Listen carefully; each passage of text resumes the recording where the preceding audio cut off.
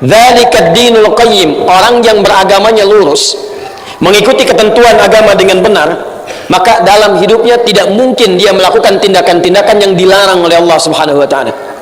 Tidak mungkin dia mengerjakan segala yang diharamkan oleh Allah Subhanahu wa taala.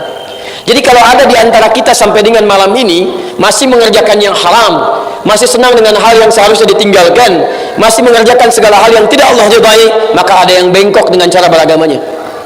Ada yang tidak lurus di sini. Karena seharusnya ciri agama itu, kata Al-Quran, dzalikad dinul qayyim, cara beragama yang lurus itu, yang benar, ini di antaranya tarkul haram, meninggalkan segala yang dihukumi haram oleh agama.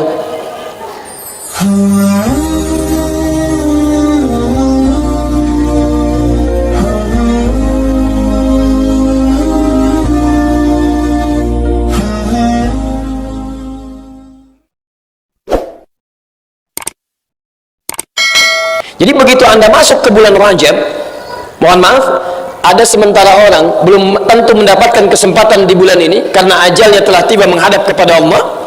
Anda diberikan kesempatannya oleh Allah Subhanahu wa taala. Apa di antara tujuannya? Ini. Barangkali diberikan kesempatan ini kepada kita, satu, supaya kita mulai bisa mengevaluasi keadaan diri kita, kebiasaan apa yang telah kita lakukan selama ini yang masuk dalam kategori ini. Hal-hal yang dilarang oleh Allah Subhanahu wa taala, hal-hal yang seharusnya ditinggalkan oleh kita semua, hal-hal yang seharusnya tidak kita kerjakan.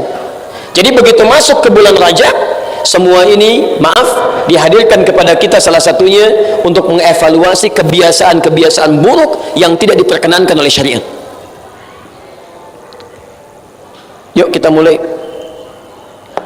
Teruskan. Dzalikad dinul qayyim. Fokus. Dzalikad dinul qayyim.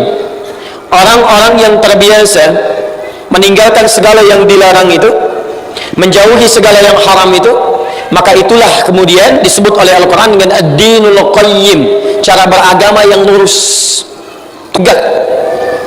Qayyim itu satu keadaan yang benar, lurus, tidak bengkok, tidak ada penyimpangan. Di Allah menyampaikan, lihat kalimatnya, dzalikad dinul qayyim, orang yang beragamanya lurus, mengikuti ketentuan agama dengan benar, maka dalam hidupnya tidak mungkin dia melakukan tindakan-tindakan yang dilarang oleh Allah Subhanahu wa taala. Tidak mungkin dia mengerjakan segala yang diharamkan oleh Allah Subhanahu wa taala. Jadi kalau ada di antara kita sampai dengan malam ini masih mengerjakan yang haram, masih senang dengan hal yang seharusnya ditinggalkan, masih mengerjakan segala hal yang tidak Allah ridai, maka ada yang bengkok dengan cara beragamanya. Ada yang tidak lurus di sini. Karena seharusnya ciri agama itu, kata Al-Quran, dzalikad dinul qayyim, cara beragama yang lurus itu, yang benar, ini di antaranya tarkul haram, meninggalkan segala yang dihukumi haram oleh agama. Yuk sekarang mari kita lihat ujung kepala sampai ujung kaki kita. Fokus pelan-pelan. Apa fungsi mata? Melihat. Tuh masih salah juga. Hati-hati, kalau tidak tahu katakan apa? Itu paling gampang. Apa fungsi mata? Masya Allah, sudah puluhan tahun belum tahu fungsi mata. Masya Allah. Susah saya. Teman-teman, fungsi mata itu bukan melihat. Kalau cuma melihat, kambing juga melihat. Kalau cuma melihat, mata elang lebih tajam daripada kita. Tapi ternyata mata elang tidak dihisap, mata antum dihisap.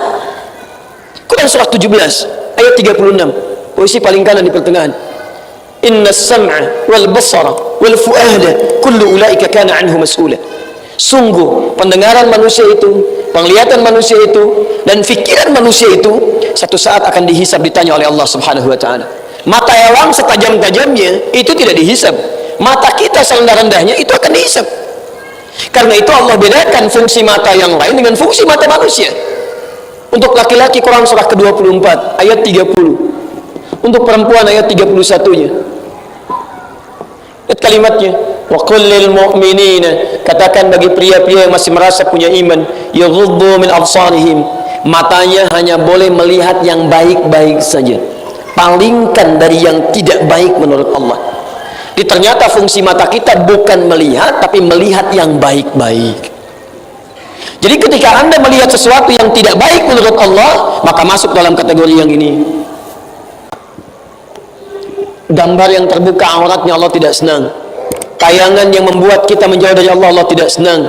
Hal-hal yang menghadirkan pornografi, porno aksi, macam-macam, ya, itu masuk dalam kategori haram.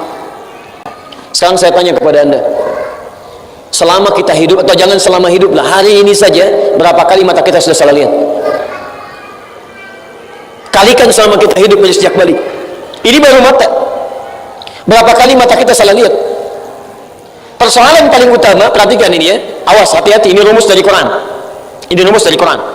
Kalau anggota tubuh kita terbiasa melakukan yang baik-baik, baik lawannya apa? Buruk. Jangan katakan wallahu a'lam, ini gampang ya. Baik lawannya buruk. Jadi kalau orang terbiasa mengerjakan yang baik, maka dia tidak akan pernah bisa melirik yang buruk. Sebaliknya, kalau mata ini terbiasa melihat yang buruk-buruk, maka dia tidak akan peka lagi untuk melihat yang baik-baik. Mata anda digunakan untuk melihat maksiat misalnya, mohon maaf ya, lihat tayangan yang tidak baik, lihat hal-hal yang tidak diperkenankan, gambar-gambar yang tidak elok. Nanti ketika terbiasa seperti itu, maka maksiat itu akan mulai menutup pintu-pintu kebaikan di mata anda. Quran surah kedua ayat ke-7, khatamallahu ala qulubihim wa ala absarihim insyaAllah. Karena terbiasa melihat yang buruk ini, makanya mohon maaf, melihat mushaf sudah nggak nyaman lagi, dipakai melihat masjid sudah nggak ada sentuhan, lihat orang ke masjid tidak ada getaran. Kenapa? Karena terbiasa digunakan melihat yang buruk. Anda tolong cek ya, pulang dari sini coba anda renungkan, dalam sehari lebih banyak mana melihat yang baik-baik atau melihat yang tidak diperkenankan?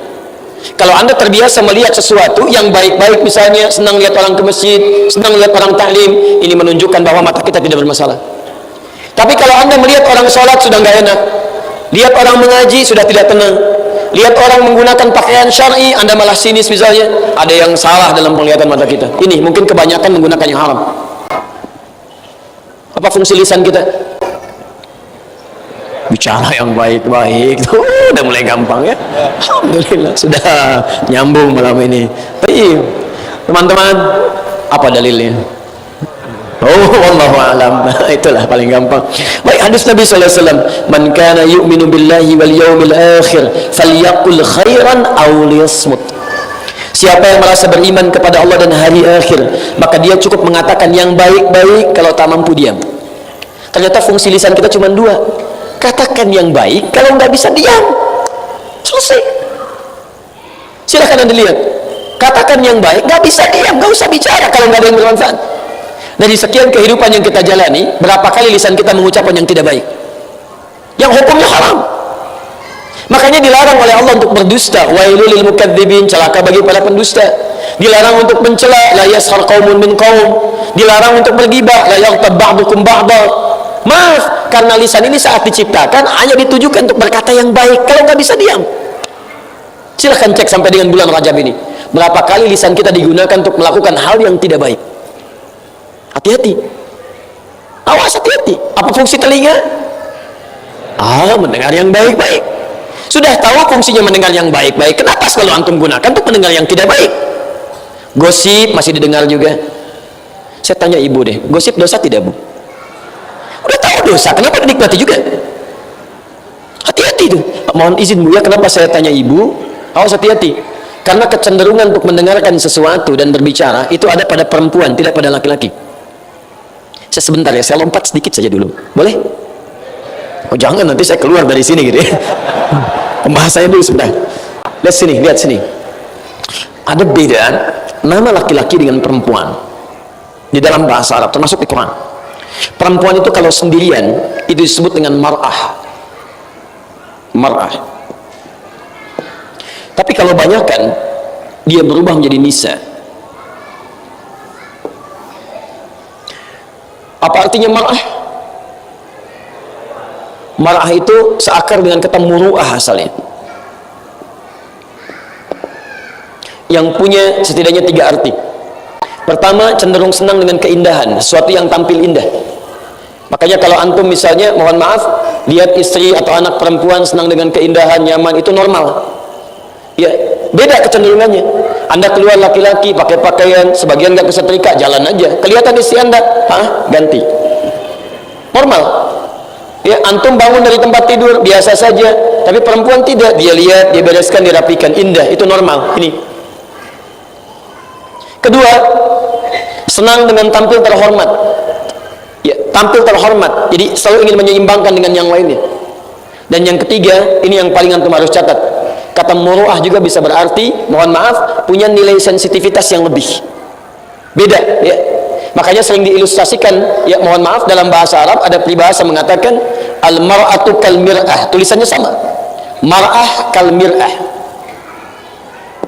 tulisannya sama, cuma harokatnya beda, ini mar'ah, ini mir'ah. Perempuan itu layaknya seperti cermin sifatnya, cermin, dia senang dengan tampil keindahan, makanya silahkan periksa. Wah, mau berangkat pakai cermin dulu, lihat. Kadang nanya sama antum, "Pah, yang bagus mana ya? Hijau atau merah?" Masya Allah. Kata antum hijau mah, kayaknya merah. Masya Allah. Padahal nanya, tapi pakai beda. Masih mending kalau pakai merah, begitu keluar kuning, Pak. Alhamdulillah. Ini nih.